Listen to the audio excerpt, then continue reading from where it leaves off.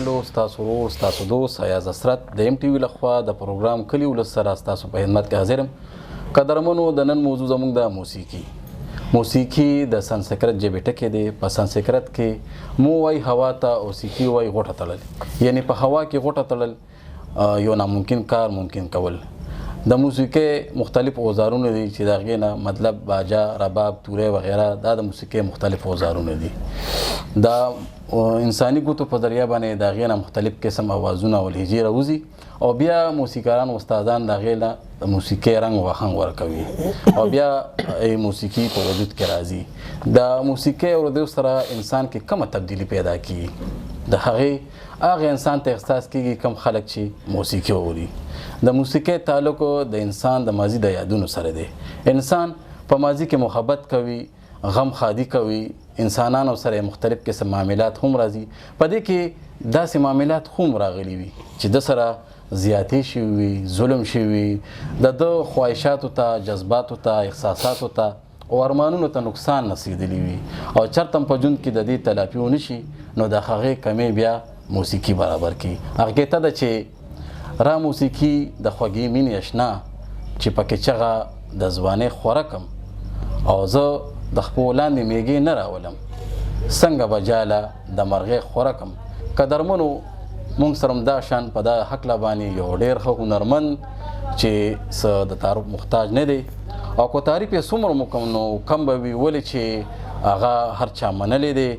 د ډیرو ټولنو په وجه هغه ته ایوارډونه هم میلو شوي دي، سنتونه هم ورکړي شوي دي. دغه ویلې شوي کلامونه چې هغه دونه پاپولر شوي دي چې هغه بیا خالد ملک او داسې نورو سندرغاړو ویلي دي. خو کومه ګانا یا سندره شوه یا کلام شو هغه کړې ده، نو هغه اول نه مشهوره شوې ده او بیا بل چا کړې ده، نو هغه انداز کې بیا چا نه ده خوښه کړې. نو په دغه وجه باندې زه د فضل وهاب درس صاحب سره د موسیقۍ حوالې سره به خبرې هم کوو او څه کلامونه به مو ورو. السلام علیکم درس صاحب. وعلیکم السلام. یا درس صاحب څنګه یې؟ ټیک ټاک یې؟ تاسو څنګه یې؟ طبیعت مو ښه دی؟ شکر د تاسو. د درس صاحب نوی ملګري ټول ناست دي، تاسو اوري ګوري به او د دې کیمره په شیشه باندې به تاسو دې ته د موسیقۍ په حوالې سره څه خبرې هم کول غواړئ چې دا نوي کول هم د دې نه خبردار شي. وایي چې د انساني ژوند باندې د موسیقۍ څه اثرات دي؟ ټول نه مخکې خو د ایم ټي وي مردان ډېره زیاته مننه کوم چې دغه خپله خپرونه کې موږ ته هم صحیح څه وکړه. ډېره زیاته مننه او تاسو د موسیقۍ په حواله خبره وکړه. نو زه به دومره وویلی شم چې لکه موسیقي یو ازلي څیز دی او د الله تعالی د طرفه دا یو دا انعام چې کوم دی نو څه ډېرو لږو وګړو ته حاصل دی. که د دې په انساني دماغو باندې موږ اثر یادو نو ټولو نه مخکې خو به دا ټکې راوځي چې دا موسیقي اصل کې د دماغو څیز نه دی، دا د اعصابو څیز دی. اعصابو سره تعلق لري. د دې اثر په اعصابو باندې وي او کو څنګه تاسو وګورئ چې کائنات چې دي نو دا ټوټل موسیقي ده. بالکل موسیقي څنګه چې تاسو ذکر وکړو چې هوا لغوټې ورکول، نو دغسې د دې دا یو نوم هم دی چې دا ترتیب ته ویلی شي. صحیح. یو څیز په ترتیب کې کول. بیا په ټولو کې دا ګران علم دی، نو دې ته بیا وایي چې دا هوا لغوټې ورکول چې نه ښکاري. دا په نظر ښکاري نه چې محسوسات دي که نه. صحیح.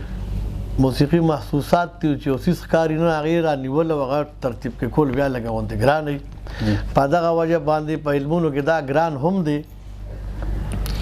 او نور دغه شان خپل یو رفتار کې دي. په ردم کې سپوږمۍ په خپل یو رفتار کې دي چې موږ په تمام کائنات نظر واچو نو سیستم باندې ټول هر څه چې را روان نو دا پایدار دا به ټیک وي.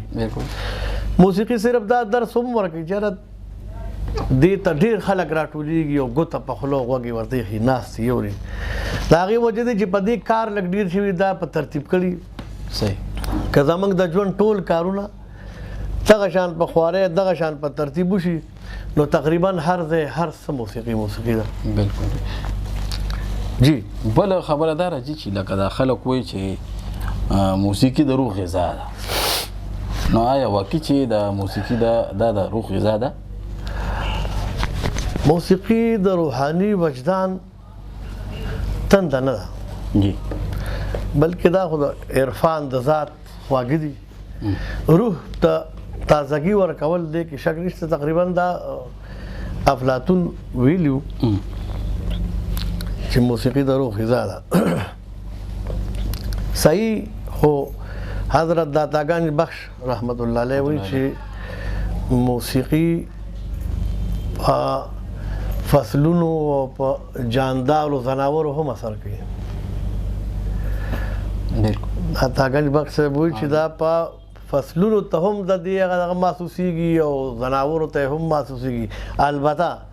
په هغه جرایم پیشه او قاتلانو خلکو ردی اثر نه. دا کومه موسیقي ده؟ یعنی موسیقي خو د موسیقي خپل ذاتی قسمونه دي. هغه موسیقي چې هغه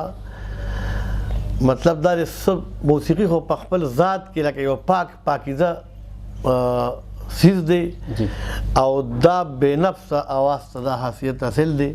دا حیثیت ورته حاصل دی چې ډېرې د لفظونو جادو خور کوي. چې دننه کومه موسیقي خو د انسان نه راوځي، نو بیا به د انسان به فټ کوو چې دا انسان پاک دی که نه دی پاک. د ده نه به څنګه قسم موسیقي راوځي. اکثر د موسیقۍ کتابونو کې لیکي د یو راګ په حواله باندې چې دیپک راګ او یا هنډول یو راګ و چې هغې په وجه باندې به اور بل شو یا به چراغ ولګېدو. نو راګ هماغه وجود کې دی، سرونه هماغه دي، خو اوس هغه اور نه بلي او هغه ماحول نه بدلي. او نو دغه شان اوس چې د موسیقۍ کوم پوهان دي هغې په خپلو کتابونو کې هم دا خبرې لیکلي چې راګ او د دې سرونه هماغه دي کوم وجود چې د دې مخکې هم. صحیح. نو اوس دا ولې لکه یو چراغ نه بلي یا یو هغه خلک ختم شو که نه؟ خلک اوس د دې دپاره مطلب دا د پاکو زړونو ضرورت هم دی، ځکه چې موسیقي ذاتي طور یو پاک څیز دی. اوس که موږ دلته کوم مولا ټکونه کوي په موسیقۍ باندې، نه هغه خو په دې وجه کوي چې اوس یو څیز استعمال په یو غلط ځای کې کېږي، نو هغې سره خو موږ هم ملګري نه یو. استعمالون دی یو سړي. اوس خو دا هم سنت طریقه ده چې وسله به په کور کې ساتې، خو دې ته خو زه ښه نه شم ویلی چې وسله به ته ځان سره ګرځې، که نه؟ هغه خو په ما باندې په انسان باندې چې دې وسلې نه دې څه قسم کار اخلي. دغه شان موسیقي ده. نو د هر چا لاسونو ته هم رسېدلې ده او په داسې ځایونو کې د هغې دغه هم کېږي، پیش کېږي که نه چې څه ځایونه د هغې دپاره ښي. اوس که د صوفیه کرامو خبره موږ وکړو نو د بر صغیر دا دلته چې کوم صوفیه کرامو او هغه مشایخ په هغې اسلام له ډېره ترقي د موسیقۍ په زور باندې ورکړې ده. ځکه چې دا خو لکه د صوفیه کرامو یو فیضان دی په دې خاوره باندې او د مولا دوکان نه دی. خو مسله دا ده چې دلته به هر قسم خلک په هره شعبه کې موجود دي، نو خامخا څه نه څه هغه به لري. په زړه موسیقۍ کې او په نننۍ موسیقۍ کې څه فرق دی؟ آیا تاسو د نننۍ موسیقۍ ته په کوم خیال ګورئ؟ په کوم نظر سره ګورئ ورته؟ سره موسیقي خو دا وه چې لکه هغه ابتدایي دور و، کله چې د یو څیز تخلیقي دور شروع کېږي. د تخلیقي دور نه زما مراد دی د 16 کاله مخکې چې په 2004 خوشا کې په 1904 خوشا کې د دې باقاعده ریکارډینګونه په هندوستان کې یو ځای په ځای شروع کېدل. نو دغه موږ دغه نه موسیقي خو ما مخکې ووایي چې یاره یا ازلي څیز دی او ازل نه را روانه ده که نه. خو چې زموږ ریکارډینګ سیسټم راتلو نو دغه 16 کاله وړاندې دا موږ دغې ته تخلیقي او ابتدایي دور وایو د موسیقۍ. نو کله چې یو څیز تخلیق کېږي نو هغه دور کې به خامخا پیرو یې ترېنه راټول شوی دی. د موسیقۍ یو میدان خالي پروت و، په هغې باندې چې کوم خلک راغلل ډېر ښکلي کار یې کړی دی، په شوق باندې یې کړی دی. د هغې نه را په دې خو استادانو په خپلو کتابونو کې ولیکل چې موسیقي کله د روزګار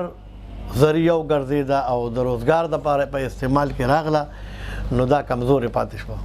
هغه وخت د شوق تر حده کې دا اوس د روزګار دپاره زیاته په استعمال کې راغله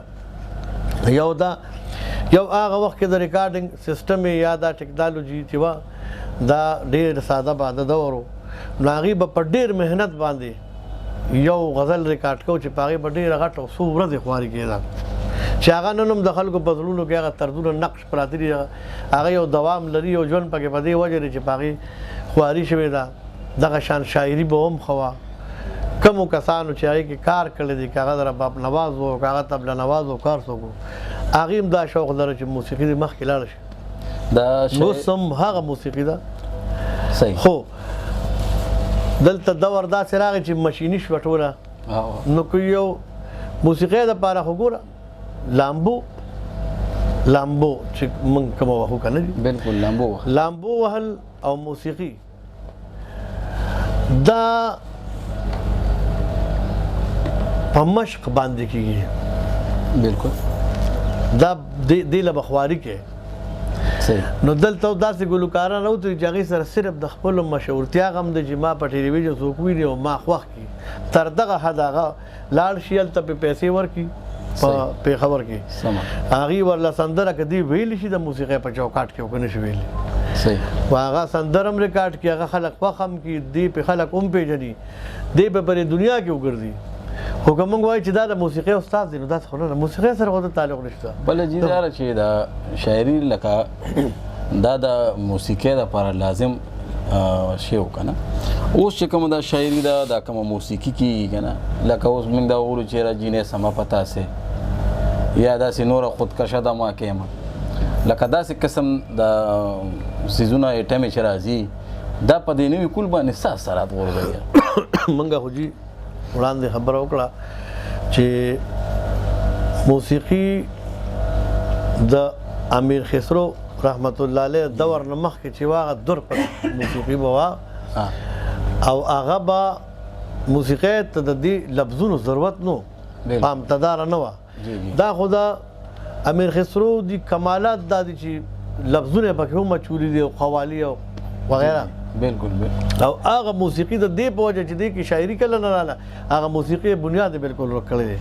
اوس زموږ دغه موسیقي راځي شی موسیقي او شاعري بیا شاعران بلکل د نوکو دورې هغه رشتې وله ورکړې ده بلکل دغه شان د هغوی نه چې کومه شاعري شوې ده نو هغه نن هم خلک خوښوي او اوري دلته په شاعرۍ تاسو ذکر کوو که نه جی نو شاعري زمونږ لکه اوس زمونږ ولسي شاعري هم شته هغې کې د عاشق معشوقې ذکر به کېږي د چا د ښایست ذکر به کېږي د چا حسن به ستایلې کېږي بېشکه خو هغه به زمونږ د رسم و رواج یا زمونږ د کلتور په چوکاټ دننه به کېږي چې موږ کله د خپلې دایرې نه وځو نو بیا به هغې کې هغه موږ ښکارو نه لکه یو شاعر جینۍ ستایي ولې نه ستایي تاسو خو ماشاءالله دارالادب د کور خلک یې په دارالادب کې پاتې کېږئ ټولو خبرو نه واقف یې د کور او ګوره بغیر بل څه لیدلي نه دي زما د کلي جونو داسې پیغلتوب کړی دا هم جینۍ وستایلې شوه څنګه وستایلې شوه که نه یا د حیادارې پښتنې به درته څه ووایم چې په نظر یې شوم نو بېرته ورکې وګرځېده او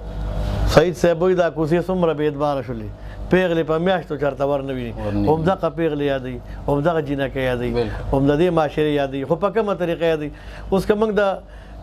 د چوکاټ نه وځو نو دا بیا دا زموږ کلچر نه شو کلچر نه وتل مثال په طور تاسو ذکر وکړو پټاخه یم او خودکشه دماکه لکه څه پیغام ورکوي خودکشه دماکه یم نو دا خو موږ دې سندرغاړو ته هم وایو او د دغې نه مخکې را تحقیقکار چې کوم دي ټول زور یې تحقیقکار ورځي شاعرانو ته هم موږ وایو چې تاسو دا مه لیکئ خو که پښتو ژبه تاسو باندې ولاړه ده ژوندۍ ده زیات تر په شاعرانو ادیبانو را ژوندۍ ده نو زیات تر د دې د لاسه خرابېږي هم فنکاران ټول غریبانان زیات تر اوس خوشو کنه بې تعلیم هغوی په دې نه پوهېدل او دا اوس چې په کوم ځای کې دې ریکارډینګونه کوي ټول پنجابیان د هغې خو سره په دې نه پوهېږي چې دا دې ښه وي او که بد وي نو پکار ده چې زموږ نه دا شاعري وشي یا دا کل دا شاعري وشي چې چې هغه زمونږ د دود دستور د روایتو خلاف ورزي کم از کم دی. قدرمنو تاسو د لواء عبدالله صاحب نه ډېرې ګټورې او علمي خبرې اورېدې، ډېر ګټور بحث پرې هم وشو. لږه دمه لو د دمې نه پس په بیا راځو، لږه دمه کوو.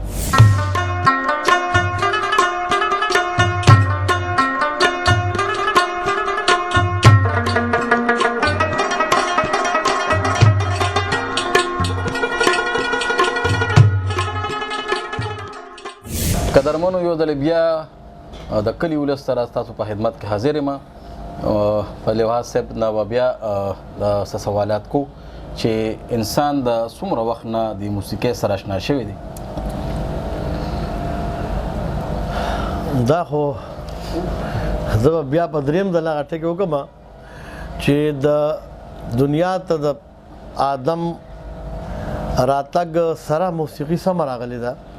او ما دا ذکر هم کړی چې موسیقي په تمام کائنات کې خوره ده او ټول کائنات موسیقي ده. خو ستاسو د سوال په حواله به زه دا ووایم چې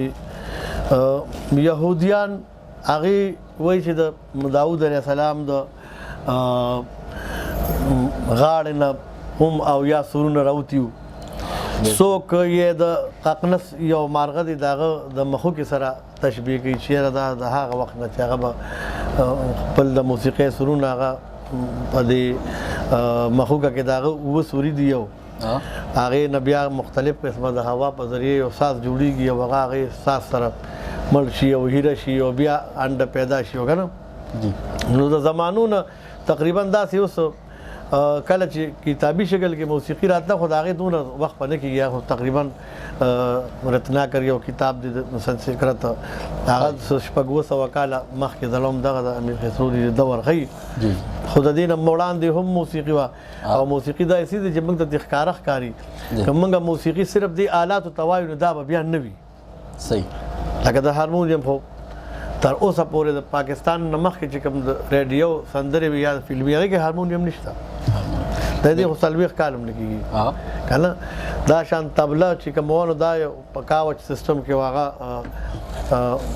ډول شانو داسې 2 حصې نه وه که نه. دې ته اوس موږ عام پښتانه دوکړه وایو. د دې هم دا دغه چې دو ګړه یا ګړی څه ورته منګي ته که نه یو 2 منګي یو ځای کړه. دا هم بیا د امیر خسرو د دور کې دا پروګرام شوی دی. امیر خسرو خو ښه شاعر هم و ډېر لوی. اوس که دا آلات وي نو دا خو نوي دي او که موسیقي وي نو موسیقي خو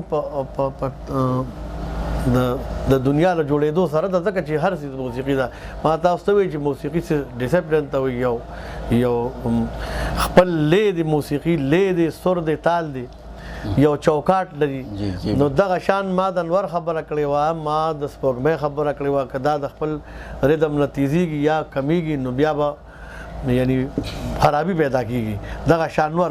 نو چې موږ دا اندازه لګو چې نور د کله نه راغلی دغه وخت سره بیا موسیقي پیټ کوو. بس خو ډېر مینهوال چې کوم دی نو ستاسو کلامونو ته به لیواله ناست دي چې دوی به موږ ته څه وایي او دوی ته به څه ویل غواړي چې د دې ملګرو تعارف په مو کې چې طبله څوک ناست دی رباب باندې څوک دی او باجه باندې کوم ملګری دی دا خو وضاحت په مو کې چې دا مینهوالي وګوري وویني. بس دا سات خو موږ سره لکه چې کوم د موسیقۍ د آلات موجود دي دا خو د نش برابر دي ډېر کم دي. ستاسو راتګ هم داسې اچانک دی او هارمونیم نواز خو زما دا ملګری دی شاګرد مې هم دی سلیم جان سلیم دریاب. نو دی خپل محنت کې لګیا دی ډېر ښه هارمونیم غږوي او د هر محفل او مجلس او د سټیج یو ځان له ښکلا ده. دغه شان خادم شاه رباب نواز چې کوم دی دا زموږ د ثوابې خاورې دی د کالو خان. نو دوی خو د دوی خاوره چې کومه ده نه خو خامخا د موسیقۍ او په هره حواله باندې ډېره زرخیزه خاوره ده. زموږ ډېر همیشه تني یو ملګری ده چې پخوا نه راسي زموږ سره یو ډېر ښه رباب نواز دی او په دې پښتونخوا کې ګوټ په ګوټ د دې پېژنګلو کېږي. دغه شان که موږ حامد علي راشو حامد علي خو د مردان چې کله د موسیقۍ مرکز ګڼل کېده نو هغه هم د دوی مشرانو هم د دې د مشرانو په وجه باندې مردان د موسیقۍ یو مرکز و. غړو بالکل غړو او دغه شان دا د هغې کشرانو کې دی دوی هلک اوس ډېر کار کړی دی په دې کشرانو کې دی ډېر ښه روان دي ماشاءالله ډېر تکړه تبله نواز دی او زمونږ کلک او د عمر ملګری ډېر بس مېرمنو ته یو خپله طرفه څو وبویه وبویه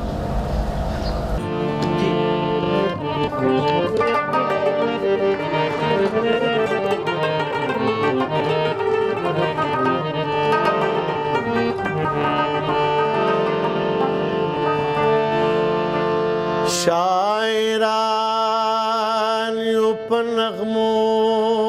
یادو خدای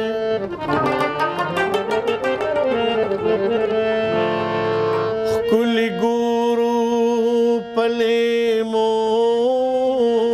یادو خدای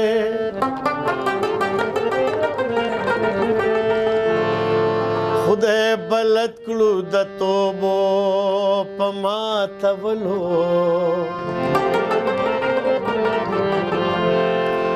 غړپ کو په پیمانو یادو خدای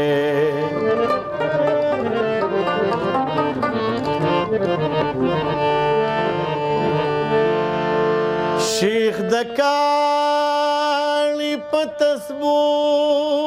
یادوي خدای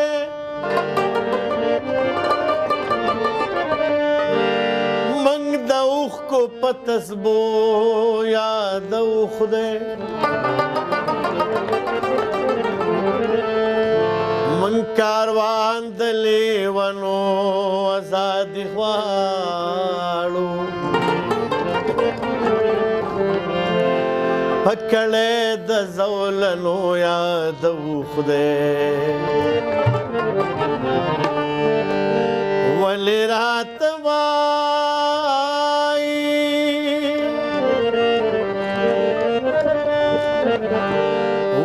راته وایي چې لږ وارو کوار سمانا کار د مینې کار دی له دې کار انکار سمانا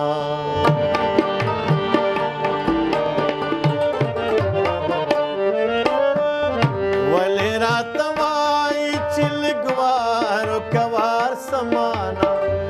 ولې راته وایي چې لږ وارو کوار سمانا کار د مینې کار دی له دې کار انکار سمانا کار د مینې کار دی له دې کار انکار سمانا ولې راته وایي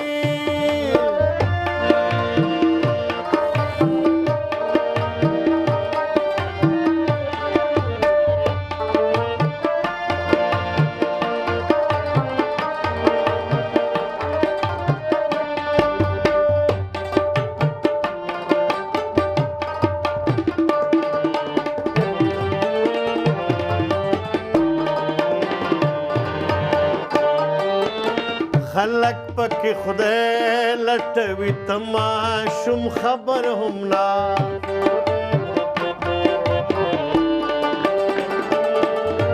خلک پکې خدای لټوي تماشوم خبر هم نه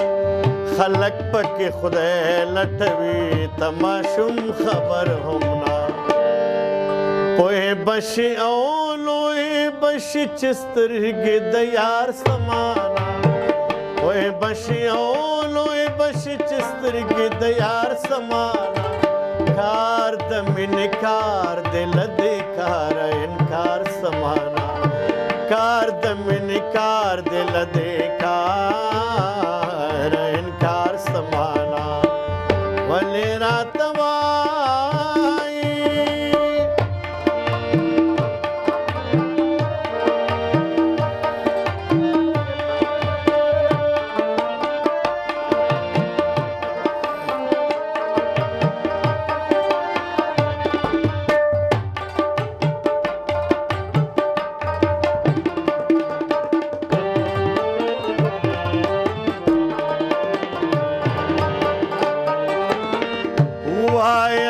ژوند د فلسفې شاګرد وایا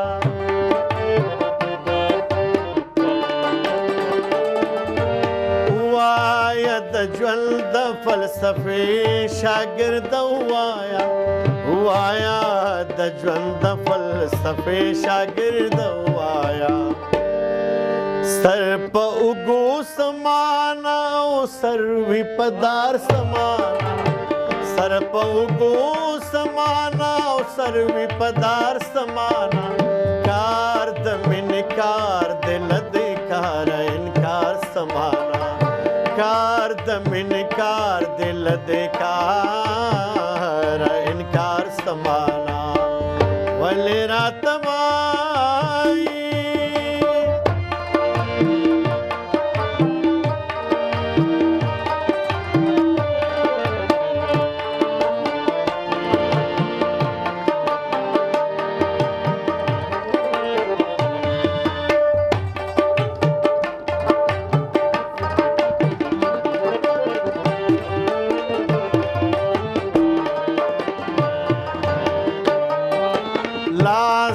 ښکاري سوای او زړه د غر څه سوای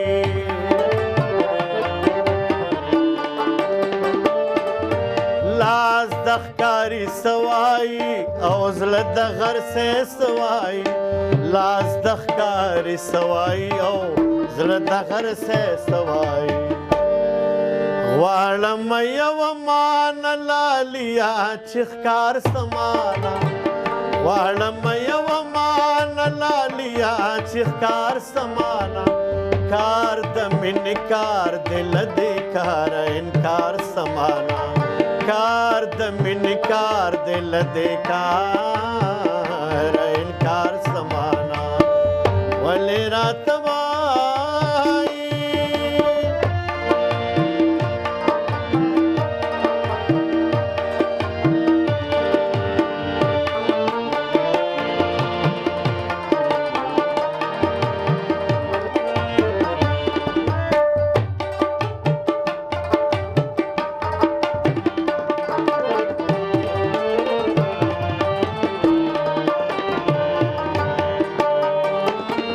چپ شمک اوایم چې ګرانه یاره تا ستایم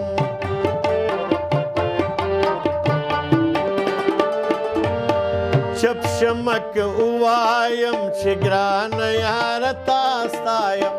چپ شمک اوایم چې ګرانه یاره تا ستایم خلک راته وایي چې کاروانه چنار سمانه خلک راته وایي چې کاروانه چنار سمانه کار د مینې کار دل دې کار انکار سمانه کار د مینې کار دل دې کار انکار سمانه ولې راته وایي چې لږ وارو کوار سمانه ولې راته وایي چې لږ وارو کوار سمانه کار د مینې کار دل دې کار انکار سمانا کار د مینې کار دل دې کار انکار سمانا ولې راته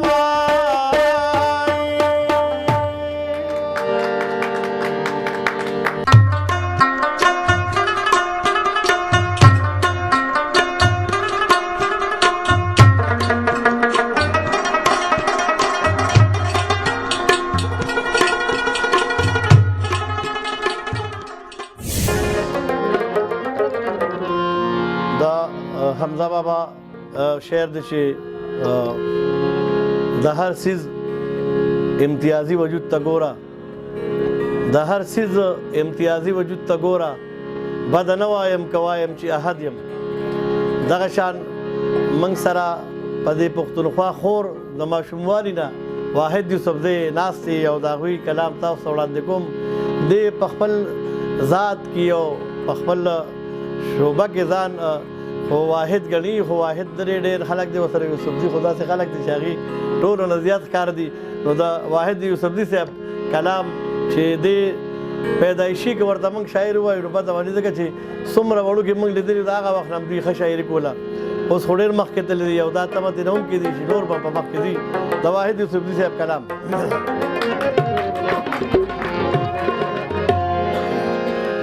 زما د مینې سره سما انتظار اخی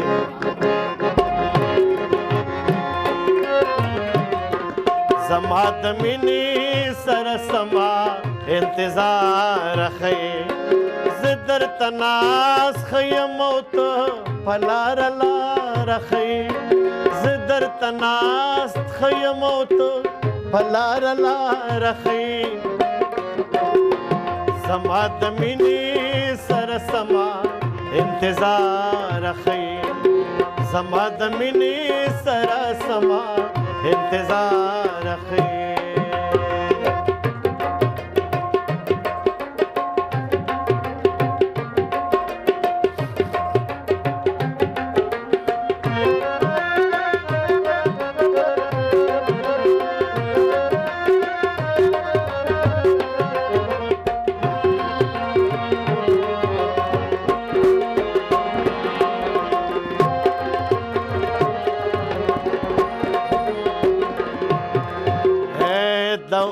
دغیږي نه د واورې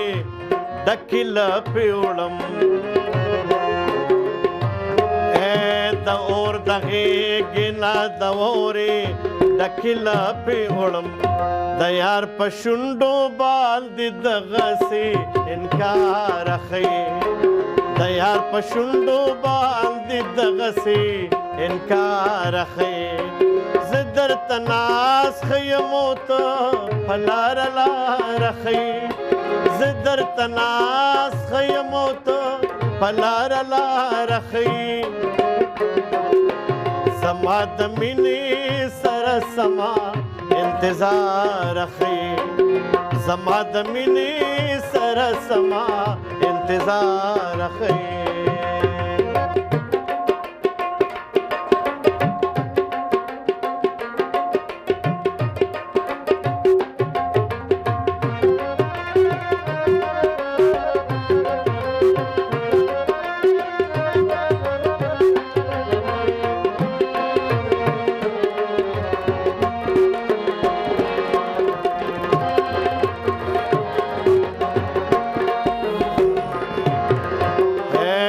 جل په هر پړاو کې خدایا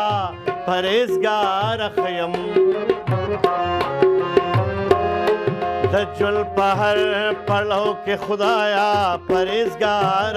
یم ځکه هر څه یم خو ته پروردګار ښیې ځکه هر څه یم خو ته پروردګار ښیې زه درته ناست یم او ته په لاره لاره ښیې زه درته ناست یم او ته په لاره لاره ښیې زما د مینې سره سما انتظار ښیې زما د مینې سره سما انتظار ښیې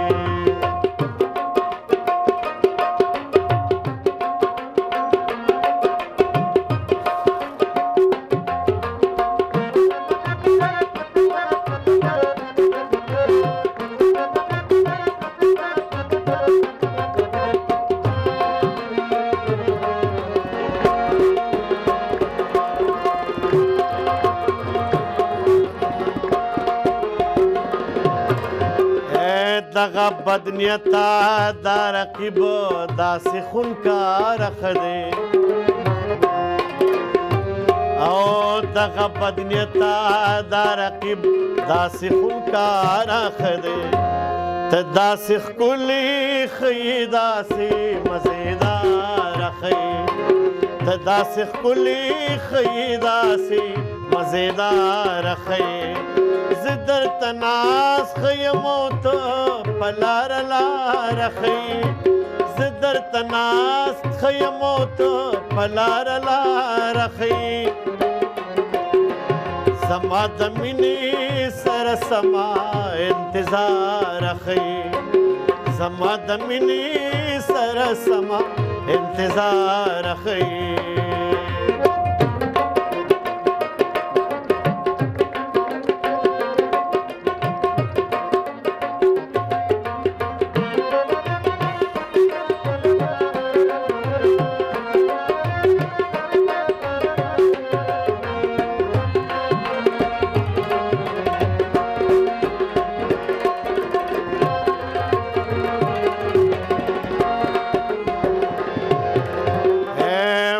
مچ سوګ بد فضل فو بند په بندو تړي او مچ سوګ بد فضل فو بل په بل او تړي واحد هر وخت دی سزا لا ګناهګار خي واحد هر وخت دی سزا لا ګناهګار خي زدر تناس خي موت پلار لار خي زدر تناس خي موت پلار لار خي سما د مینې سره سما انتظار خي زما د مینې سره سما انتظار خي زما د مینې سره سما انتظار خي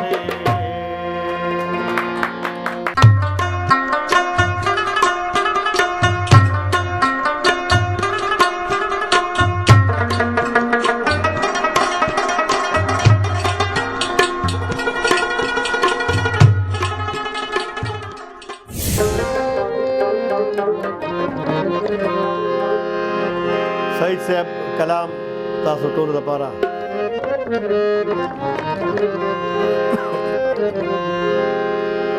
پستی خبری د جانان میں لکبات یا اوبا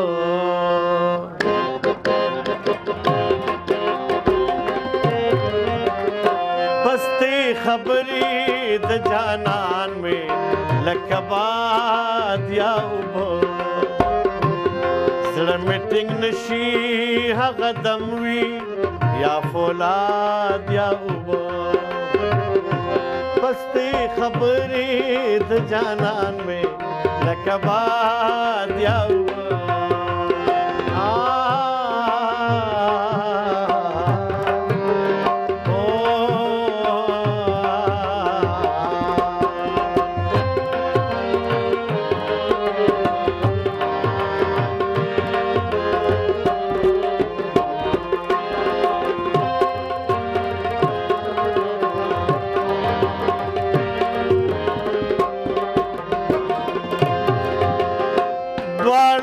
سر کی اوتی شبا خخول غروی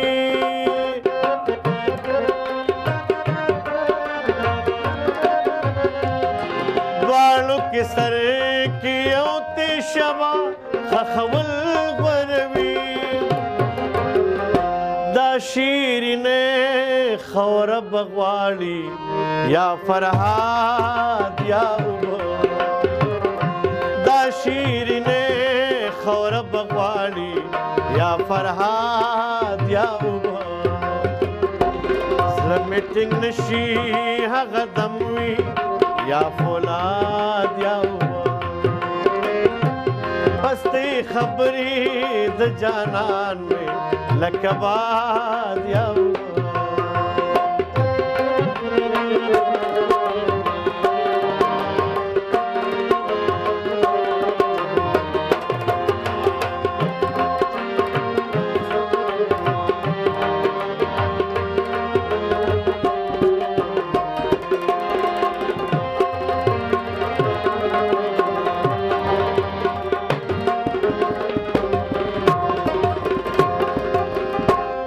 کالا باغ کې د کډوالو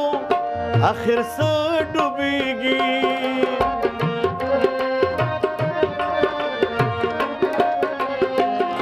په کالا باغ کې د کډوالو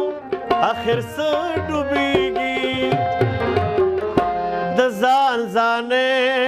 دا کلي سکه وي آباد یا زال زانے دا کلی سا کوي آباد یا اوبا زړه مې ټینګ نشي هغه دم وي یا فولاد یا اوبا پستی خبرې د جانان مې لکبات یا اوبا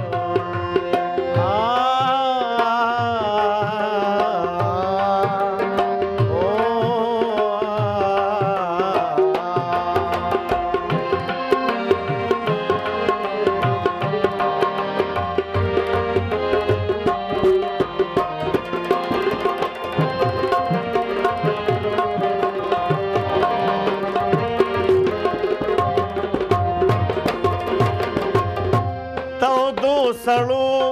مو نظریه په یو ځای پرې نښوده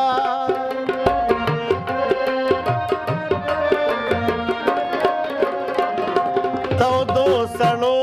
مو نظریه په یو ځای پرې نښوده لکه د واورې چې ګورې یا جماد یا لکه د واورې چې ګورې یا جماد یا اوبه زړه مې ټینګ نشي هغه دم وي یا فولاد یا اوبه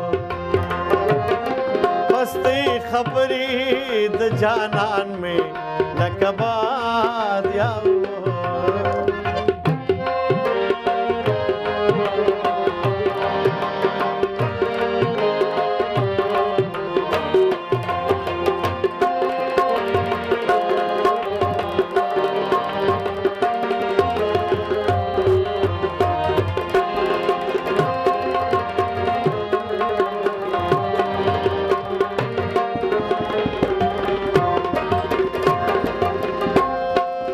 پوگا یو صف کې یو بل باندې نازیږو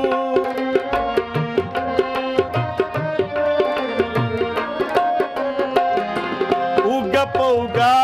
یو صف کې یو بل باندې نازیږو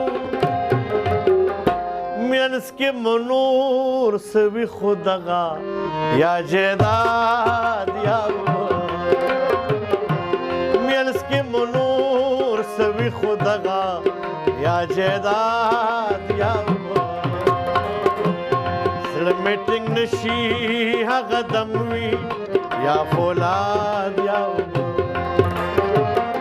پستې خبرې د جانان مې لکه باد یا لکه باد یا لکه باد